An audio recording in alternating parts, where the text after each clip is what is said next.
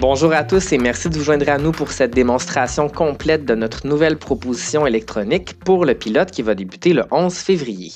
Alors, tel que promis, on va vous accompagner étape par étape et la première étape, naturellement, c'est de se connecter. Voici donc l'écran sur lequel vous arrivez après avoir suivi le lien qui se trouve sur le site dédié. Votre code d'utilisateur, c'est en fait votre adresse courriel et le mot de passe va vous être remis par votre représentant. C'est important de noter que le mot de passe ne peut pas être changé, il va donc falloir le conserver précieusement.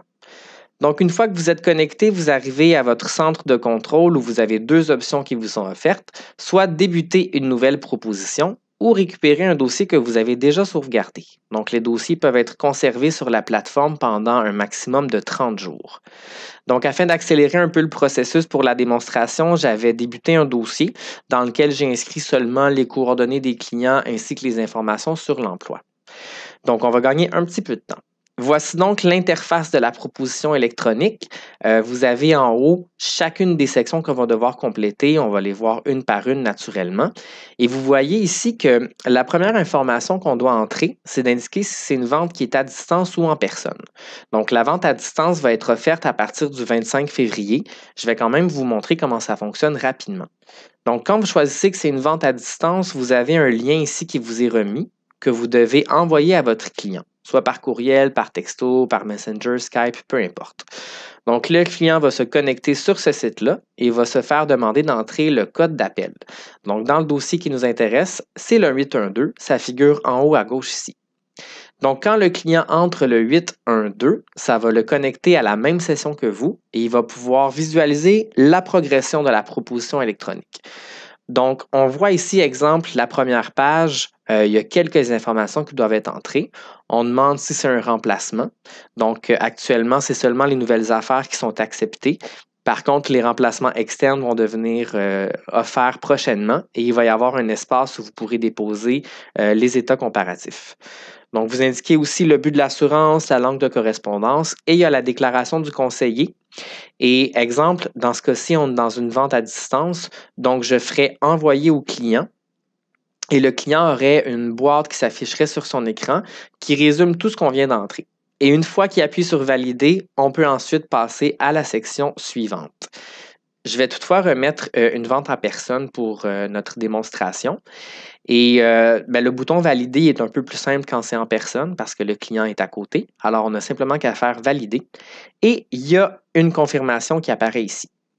On peut quand même naviguer d'une section à l'autre sans avoir validé. Par contre, quand on va essayer de soumettre, à la fin, on va être bloqué étant donné que chaque section doit être validée. Et ça, c'est ce qui nourrit tout le reste de la proposition, c'est-à-dire que s'il y a un champ qui est vide ou qui est mal entré, on va avoir un message d'avertissement qui va nous dire qu'il faut retourner remplir l'information correctement. Donc, l'étape suivante, c'est d'identifier nos clients. À cette étape-ci, on doit seulement entrer le nom, la date de naissance, le sexe, l'adresse courriel et le statut fumeur. L'adresse courriel est essentielle puisque la confirmation est envoyée à vos clients par courriel. Et vous voyez ici, il y a une option qui s'appelle Trouver des clients existants. Donc ça, en réalité, c'est ce qui va nous permettre de lier le dossier à un client qui existe déjà chez SSQ Assurance. Et ça, c'est important pour faciliter le processus d'émission. Sinon, le lien doit être fait manuellement. Donc, c'est une option qui est obligatoire, mais je vous rassure, il n'y a aucune information personnelle qui est affichée. Donc, exemple, je peux le tester pour notre assuré numéro 1. On me fait un résumé de ce que j'ai entré. Je fais une recherche et je n'ai pas de client à ce nom-là. Donc, si on avait un client à ce nom-là, on aurait pu le sélectionner en bas et on aurait pu lier automatiquement ces dossiers. Donc, c'est aussi à cet écran-ci qu'on peut entrer les informations sur les propriétaires. Les propriétaires peuvent être une tierce partie, en autant que ce soit un individu. Donc, actuellement, les compagnies ne peuvent pas être propriétaires des contrats qui sont soumis par proposition électronique. Donc, je vais remettre Sabrina comme propriétaire et on peut aussi entrer les informations sur les propriétaires subsidiaires. Donc, je vais valider l'information et on me dit ici que j'ai des questions à réviser. Donc, je n'ai pas répondu à tout. Alors, je vais remonter pour voir où est-ce que j'ai un astérisque qui flash en rouge. Et voici, donc pour Sabrina, je n'avais pas fait la recherche de clients existants. Pardon. Donc, maintenant que j'ai fait la recherche, je peux valider. et passer à la section suivante. Donc, c'est ici qu'on va entrer les informations sur les produits. Donc, dans cet écran-ci, tout ce qu'on va cocher va nourrir la suite des choses. Et je vous donne comme exemple le choix des assurés pour notre couverture principale. Si je coche seulement Jocelyn, j'ai seulement des couvertures individuelles qui me sont offertes. Si je coche Jocelyn et Sabrina, j'ai le choix de couverture conjoint premier décès ou de dernier décès. Donc, on va y aller pour un premier décès pour commencer. Je vais mettre 250 000 en conjoint premier décès. Et là, on me demande d'indiquer si c'est une assurance vie temporaire ou une assurance vie Tempo Plus. Donc, je vais choisir Tempo Plus à capital fixe en T25. Parallèlement à ça, on peut entrer les informations pour la garantie d'invalidité. Donc, on ne la demandera pas pour ce dossier-ci, mais c'est inclus tout de suite en bas si on choisit l'assurance Tempo Plus. On peut ajouter des garanties. Donc, je vais mettre une assurance maladie grave sur la tête de Jocelyn. Donc, étant donné que je ne choisis qu'un seul assuré, j'ai seulement le choix d'une couverture individuelle et je vais pouvoir choisir une assurance maladie grave. Pour un T75, en enrichi, avec un remboursement des primes au décès et un remboursement des primes à la résiliation. Et je vais pouvoir mettre 50 000 ici. Donc, je pourrais ajouter d'autres garanties. Gênez-vous pas, il y a de la place pour 20. Et on va aussi ajouter une garantie supplémentaire. Donc, c'est ici que tous les avenants se trouvent, autres que l'avenant d'invalidité. Donc, je vais pouvoir mettre l'avenant de maladie grave pour Sabrina. On pourrait mettre l'avenant DMA, le bénéfice en cas de fracture, l'exonération des primes, ainsi de suite. Donc, une fois que j'ai entré toutes les informations, je peux appuyer sur « Calculer » et on va me donner ma prime pour mon dossier. Donc, dans ce cas-ci, j'ai une prime de 175,37 $ par mois et la prime annuelle est également affichée. Donc, je vais valider ce que je viens d'entrer. J'ai la confirmation. Encore une fois, si c'est une vente à distance, bien le client chez lui, il y a une confirmation à nous donner. Et le site, le client, il peut y accéder là, autant sur un ordinateur que sur une tablette ou un téléphone intelligent. Donc, c'est très pratique et très flexible. Alors, je suis à la section suivante qui est de détailler maintenant les informations sur mes clients. Donc, le lieu de naissance, l'adresse. C'est aussi à cet endroit-là qu'on peut entrer les disponibilités pour l'entrevue téléphonique. Donc, c'est une entrevue qui dure à peu près une vingtaine de minutes. Alors, on demande aux clients d'être préparés et c'est pourquoi on leur donne accès là, à un guide préparatoire. Et à cet endroit-ci, vous pouvez nous indiquer c'est quoi le meilleur moment pour rejoindre votre client et à quel endroit. Donc, soit son téléphone principal ou son cellulaire. Vous avez aussi un champ où vous pouvez nous donner des remarques, par exemple les meilleures disponibilités, ou si, exemple, c'est un client qui a le syndrome du sarrau blanc, bien, on peut l'indiquer à cet endroit-là. Comme ça, s'il y a des rendez-vous qui sont pris, bien, ils peuvent envoyer une infirmière qui est spécialisée pour la condition du client. On va aussi indiquer l'identité du client, le numéro de pièce d'identité. On va indiquer s'il y a des assurances en vigueur. On va indiquer les informations sur l'emploi. Donc, j'ai tout rempli un peu plus tôt pour accélérer la démonstration. Je valide. Excellent. Donc, au niveau de son assurance en vigueur, j'avais indiqué qu'il y en avait. Alors ici, on doit la détailler et on doit indiquer s'il s'agit d'un remplacement. Donc, encore une fois, les remplacements internes pour l'instant, les remplacements externes, pardon, ne sont pas permis, mais vont l'être d'ici au lancement. Je valide les informations encore une fois. Parfait. Pour l'assuré additionnel, même principe, je dois entrer toutes les informations. Au niveau de l'adresse, on a la possibilité de la copier. Alors, si c'est deux assurés qui demeurent à la même adresse, c'est très simple. Même principe ici pour sa téléentrevue. Donc, j'indique le meilleur moment ainsi que la méthode de contact préférée, la pièce d'identité, les assurances en vigueur, les détails sur l'emploi et je valide. Alors, on me dit qu'il y a une information qui manque que je n'ai pas entrée. Je n'avais pas indiqué la province de l'employeur à cet endroit-ci. Donc, une fois que j'ai entré mon information, je dois valider. Excellent. Une fois qu'on a validé la section, on peut toujours la modifier, bien sûr. Par contre, ça va faire l'objet d'une nouvelle validation. Donc, en vente à distance, le client a à nouveau un résumé de ce que vous venez d'entrer. Et puis, en vente traditionnelle, donc en personne, ben, c'est très simple. On n'a qu'à réappuyer sur « Valider ». Reconfirmation requise. Donc, je valide. Excellent.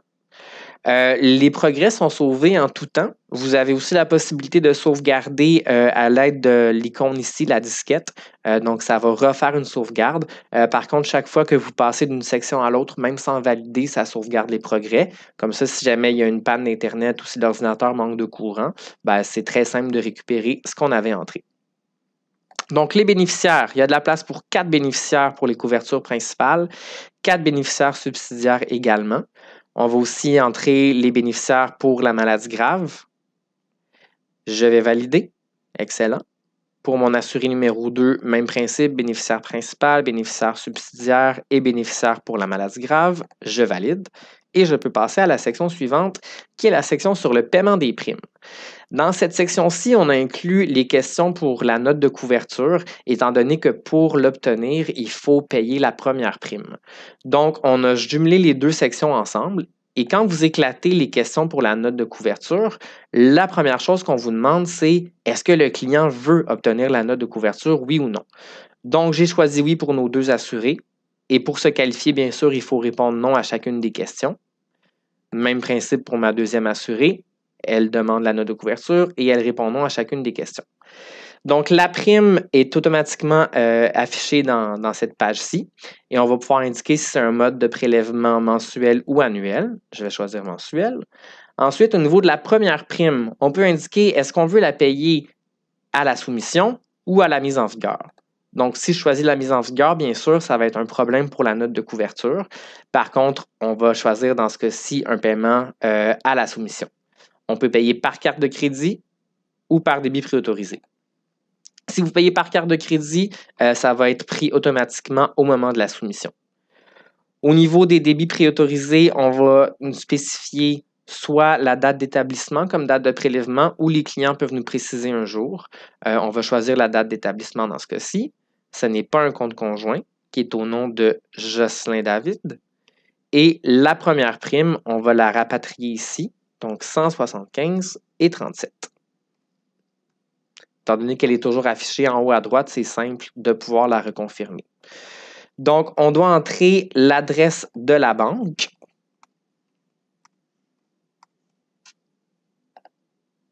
Donc, on fait une recherche par code postal. On importe les données.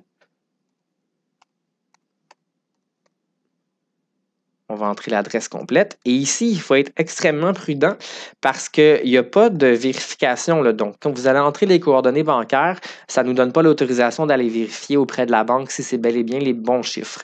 Donc, je vous invite à être prudent en entrant ces informations-là et en double vérifiant, c'est toujours pratique.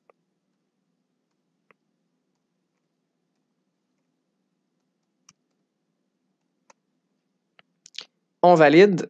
Et on peut passer à la section suivante qui est les signatures.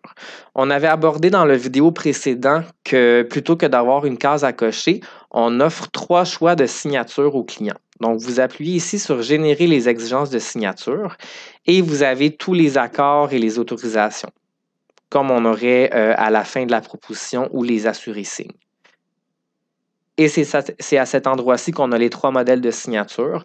Donc, le client choisit n'importe laquelle. Il n'y a aucune différence. Donc, c'est vraiment pour augmenter la notion de consentement éclairé.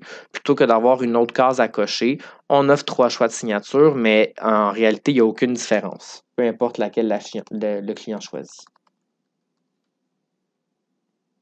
Donc, on appuie sur « J'accepte les conditions de la présente entente » et c'est validé.